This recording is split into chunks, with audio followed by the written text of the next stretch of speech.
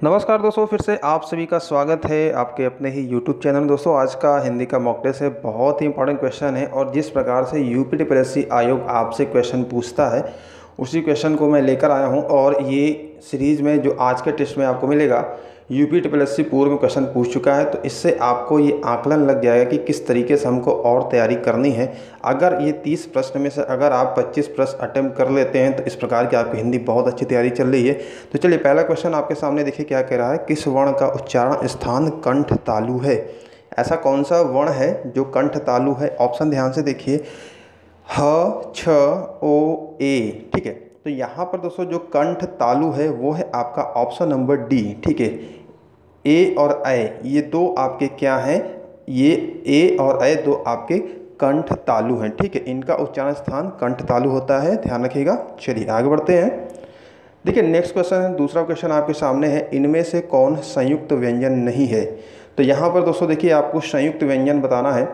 तो ऑप्शन देखिए ध्यान से, तो यहाँ पर देखिए संयुक्त व्यंजन नहीं है वो है आपका फ। ठीक है, ये स्वतंत्र रूप से, जबकि आपका छ की बात करें क और श जो मिलता है, त्र की बात करें त और र, और ज्ञ की बात करें तो ज और य, इसी के साथ साथ एक और आपका होता है स्र। ठीक है, तो ये आपका श और र, तो दो अलग अलग मिलकर ये क्या बनते हैं? संयुक्त रूप से व्यंजन बनते हैं, जबकि फ आपका इसमें नहीं है। चलिए आगे बढ़ते हैं। नेक्स्ट देखते हैं क्वेश्चन, हिंदी वर्णमाला में अंग और अह क्या है? बहुत ही इंपॉर्टेंट क्वेश्चन है फ्रेंड, यहाँ पर ऐसे ही क्वेश्चन आयोग पूछ रहा है। हिंदी वर्णमाला में अंग और अह क्या है? तो इसको दोस्तों कहा जाता है अयोग वाह। ठीक है, ध्यान रखिएगा, ये आपके अंग और अह कभी एग्जाम में आ जाए तो ध्यान रखिएगा, इनको कहा जाता है अयोग वाह। ठीक है, अयोग वाह। चलिए नेक्स्ट क्वेश्चन देखते हैं, हिंदी वर्णमाला में अंतस्थ व्यंजन कौन से हैं? चौथा क्वेश्चन आपके सामने है, अंतस्थ व्यंजन। तो यहाँ पर देखिए, तो अंतस्थ व्यंजन फ्रेंड्स यहाँ पर जो है आपका बी, य, र, ल, व। ठीक है, ये जो आपके होते हैं इनको कहा गया है अंतस्थ व्यंजन। ठीक है, हिंदी वर्णमाला में य, र, ल, व, ध्यान रखिएगा कभी भी ये ऐसे क्वेश्चन आए तो य, र, ल, व अत्यंत आपके होते अंतस्थ व्यंजन होते हैं। चलिए आगे बढ़ते हैं, और यहाँ पर आप देख सकते हैं श, श, श, ह, ये आपके संघर्षी उस व्यंजन हो गए। छ, त्र, ज्ञ, श्र, यहाँ पर ये आपका क्या हो गया? संयुक्त व्यंजन हो गया। ठीक है, तो लेकिन आपका य, र, ल, व, श अंतस्थ व्यंजन होता है। आगे बढ़ते हैं, बहुत इंपॉर्टेंट क्वेश्चन है, हिंदी वर्णमाला में व्यंजनों की संख्या बताइए। हिंदी वर्णमाला में कुल कितने व्यंजन होते हैं? तो यहाँ पर देखिए आपके सामने ऑप्शन है 32, 34, 33 या 36। तो फ्रेंड्स यहाँ पर जो राइट आंसर है वो है 33। हिंदी वर्णमाला में जो मूल व्यंजन होते हैं वो 33 होते हैं, और कुल आपके जो वर्ण की बात करें तो टोटल जो वर्ण होते हैं वो आपके 52 होते हैं। ठीक है, चलिए नेक्स्ट क्वेश्चन देखते हैं। अगला क्वेश्चन देखते हैं दोस्तों, हमारा अघोष वर्ण कौन सा है?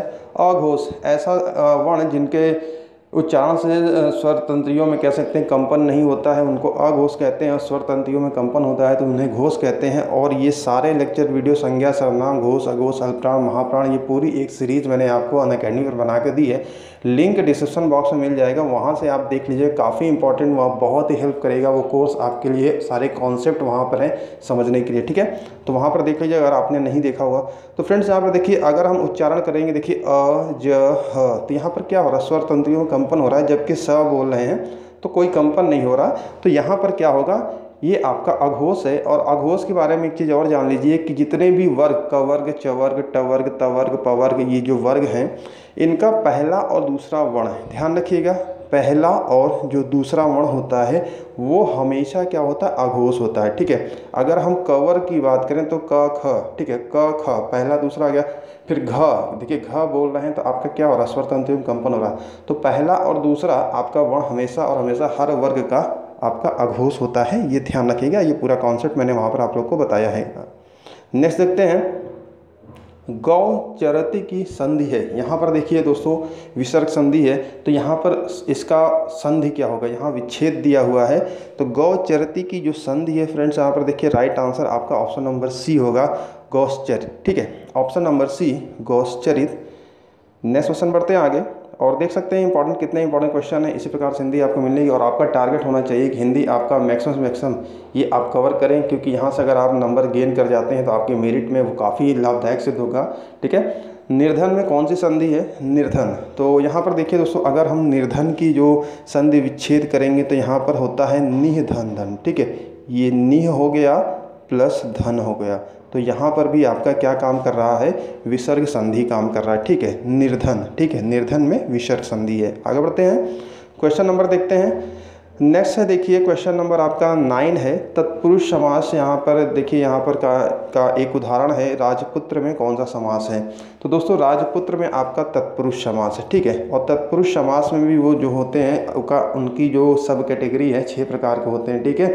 जिसमें कर्म तत्पुरुष, करण हो गया, संप्रदान, ठीक है, अपादान, संबंध, अधिकरण, ये तत्पुरुष हैं। ये पूरा मैंने कॉन्सेप्ट आपको वहाँ बताया, वीडियो देखेंगे समझ जाएंगे। तो राजपुत्र यानी राजा का पुत्र, ठीक है, तत्पुरुष समास, ठीक है, यहाँ पर राजा का पुत्र।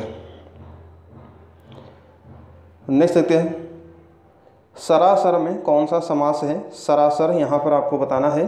तो द्वंद्व है, द्विगु है, अव्ययी भाव या तत्पुरुष। तो फ्रेंड्स यहाँ पर जो राइट आंसर है सरासर, तो यहाँ पर जो राइट आंसर होगा वो है आपका अव्ययी भाव समास, ठीक है। अव्ययी भाव समास में, सरासर में अव्ययी भाव समास है। आगे बढ़ते हैं, मिठास शब्द में किस प्रत्यय का प्रयोग किया गया है? तो मिठास, तो देखिए उसमें मीठा, मीठा से आस लग गया तो ये क्या बन गया? मिठास बन गया। और प्रत्यय हमेशा बाद में लगता है, उपसर्ग पहले लगता है, ध्यान रखिएगा। तो यहाँ पर क्या हो गया? मिठास, आस, ठीक है। आगे बढ़ते हैं, अगला क्वेश्चन देखिए क्या कह रहा है, विचार में इक प्रत्यय लगाने से बना शब्द है। क्वेश्चन नंबर 12 है, विचार में इक लगाने से बना शब्द है। तो दोस्तों विचार में अगर हम इक लगा देंगे तो वो बन जाएगा वैचारिक, ठीक है। ऑप्शन नंबर यहाँ पर डी, वैचारिक, ये सही जवाब है। नेक्स्ट क्वेश्चन को बढ़ते हैं, क्वेश्चन नंबर 13 देखते हैं। निम्नलिखित पद में कौन सा पद वैया प्रत्यय लगाने से बना है? अब दोस्तों यहाँ पर देखिए वैया, तो यहाँ पर देखिए ऐसा शब्द जो प्रत्यय, ध्यान रखिएगा यहाँ पर प्रत्यय की बात हो रही है, तो मूल शब्द जो होते हैं उनके बाद में जो लगकर उनका परिवर्तन करते हैं तो वो प्रत्यय कहलाते हैं। तो शब्दों पर ध्यान दें, तो रवैया, डटैया, खवैया या बचैया। तो यहाँ पर दोस्तों देखिए खवैया, जो खवैया है, तो यहाँ पर क्या लग रहा है? वैया आपका प्रत्यय लग रहा है। चलिए आगे बढ़ते हैं। चलिए यहाँ पर आपको बताना है कि कौन सा शब्द भाववाचक संज्ञा है। संज्ञा कितने प्रकार की होती है? 5 प्रकार की होती है, ठीक है। व्यक्तिवाचक, जातिवाचक, भाववाचक, पदार्थवाचक, समूहवाचक, तो ये प्रकार हैं इसकी। और सर्वनाम 6 प्रकार की होती है, संज्ञा 5 प्रकार की होती है। तो ये सब चीज़ें मैं पढ़ा चुका हूँ, तो बस आपके यहाँ पर प्रैक्टिस हो रही है। और यहाँ पर देखिए आपका क्या होगा, ऑप्शन ध्यान से देखिएगा, सभी पूछा जा रहा है। इनमें से सभी, ऐसा कौन सा युग्म है जिनमें से सभी आपके क्या हैं? भाववाचक हैं। तो फिलहाल देखिए जिसमें से सभी आपके हैं, इसमें आपका ऑप्शन नंबर सी सही है। रसीला, ठीक है, ये भाववाचक है। कड़वाहट भाववाचक है। बुढ़ापा भाववाचक है। उन्नति आपका क्या है? ये भी भाववाचक है, ठीक है। ये सभी कॉम्बिनेशन क्या है? आपके भाववाचक हैं। आगे बढ़ते हैं, कौन सा शब्द तुर्की भाषा का नहीं है? यहाँ पर आपको बताना है तुर्की भाषा, तो देसी, विदेशी और ऐसे शब्दों से भी आपके क्वेश्चन बनेंगे, अरबी, फारसी, तुर्की। तो यहाँ पर देखिए दोस्तों, आपका जो तुर्की भाषा का नहीं है वो है आपका पैगंबर, जो कि ये क्या कह सकते हैं? अरबी फारसी भाषा का ये शब्द है, ठीक है। बाकी आपका बेगम, बारूद, चेचक, ध्यान रखिएगा ये 3 शब्द कभी भी आपके एग्जाम में आ जाएँ तो ये तुर्की के हैं, ठीक है, बेगम, बारूद और चेचक। नेक्स्ट क्वेश्चन की ओर बढ़ते हैं। जातिवाचक संज्ञा शब्द है। अब दोस्तों देखिए जातिवाचक संज्ञा क्या होता है? व्यक्तिवाचक से एक इंडिविजुअल का नाम, जातिवाचक से उसके पूरी बोध होता है, ठीक है। तो जातिवाचक जैसे कह सकते हैं अध्यापक हो गया, वकील हो गया, ठीक है, डॉक्टर हो गया, तो एक पूरी जाति का बोध होता है, ठीक है। किसी नाम इंडिविजुअल का तो बोध होता नहीं कि कोई अध्यापक है तो एक सारे अध्यापक, ठीक है, वकील है तो सारे वकील। तो यहाँ पर क्या होगा? ये आपका जातिवाचक संज्ञा शब्द क्या है? वकील है। चलिए आगे बढ़ते हैं। कोई आ रहा है वाक्य में कोई किस प्रकार का सर्वनाम है? कोई आ रहा है वाक्य में, यहाँ पर देखिए आपको बताना है। तो यहाँ पर देखिए कोई आ रहा है यानी कोई निश्चित नहीं है, होगा कोई होगा यहाँ पर, ठीक है। तो निश्चित नहीं है तो यहाँ पर क्या हो जाएगा? अनिश्चयवाचक। जब कभी भी आपके वाक्य में कोई कुछ ऐसे शब्द आ जाए तो वहाँ पर क्या होता है? अनिश्चयवाचक सर्वनाम, ठीक है। और सर्वनाम के भेद में पढ़ा चुका हूँ, आप प्लेलिस्ट देख लीजिएगा, बहुत इफेक्ट रहेगा आपके मेरिट हाई करने के लिए। पुस्तकें धड़ाधड़ बिक रही हैं में धड़ाधड़ में शब्द का कौन सा रूप है? तो यहाँ पर दोस्तों देखिए पुस्तकें कैसे बिक रही हैं? धड़ाधड़, धड़ाधड़, ठीक है।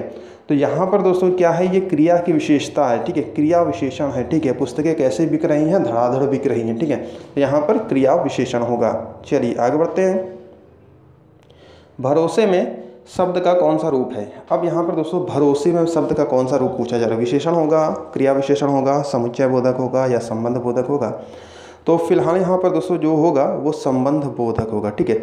संबंध बोधक यानी जो शब्द आए हुए शब्द का वाक्य के साथ शब्दों के अन्य शब्दों के साथ संबंध बतलाते हैं तो वो उस प्रकार के क्या कहलाते हैं, आपके संबंध बोधक है। तो यहाँ पर भरोसे एक संबंध बता रहा है, ठीक है, तो संबंध बोधक होगा। आगे बढ़ते हैं, नेक्स्ट क्वेश्चन देखते हैं। हथियाना में कौन सी क्रिया है? तो यहाँ पर दोस्तों देखिए हथियाना पूछा जा रहा है। तो हथियाना में देखिए फ्रेंड्स यहाँ पर क्या है कि ये आपकी नाम धातु क्रिया है। नाम धातु से कि थोड़ा मैं इसकी परिचय बता दूँ आपको। संज्ञा विशेष या विशेषण शब्दों से जो बनने वाली जो क्रिया होती है उनको नाम धातु कहते हैं। जैसे हथियाना, बात से बतियाना, ठीक है, रंगना, रंग से रंगना, ठीक है, रंगियाना, रंगना ऐसे कह सकते हैं, लाज से लजाना। तो इस प्रकार की जो चीज़ें बनती हैं वो आपकी नाम धातु कही जाती हैं। चलिए नेक्स्ट क्वेश्चन के बढ़ते हैं। अगला क्वेश्चन देखिए, मीरा जोर से हंसी, यह वाक्य किस क्रिया का समुचित उदाहरण है?